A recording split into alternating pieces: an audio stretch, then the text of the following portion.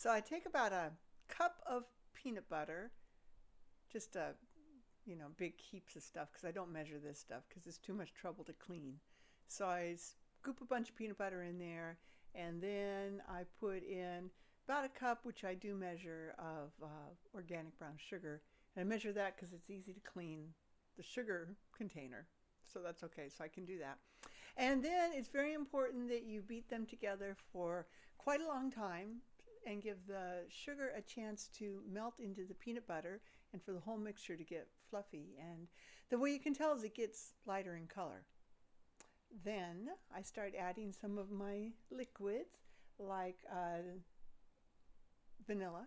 You have to use pure vanilla always. You can't use imitation vanilla because it's icky. And a good solid tablespoon of that.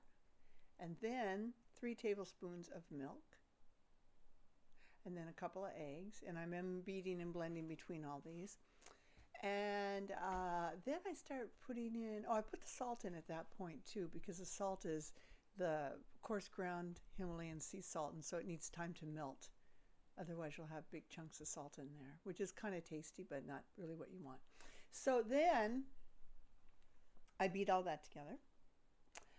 And then I start adding the oatmeal. Not the funny instant oatmeal, but the real, whole oats. And that's about 3 cups of that usually, kind of beat in between each one. Oh, and I put in the little bit of baking soda in there too. And then I put in a little bit of almond meal to kind of help hold everything together really nicely. And then I put in whatever goodies there happen to be, like dried cranberries, or they could be raisins, or any dried fruit, and whatever kind of nuts I've got in the nut drawer, that goes in, and then regular old Nestle Toll House chocolate chips, and beat that all together.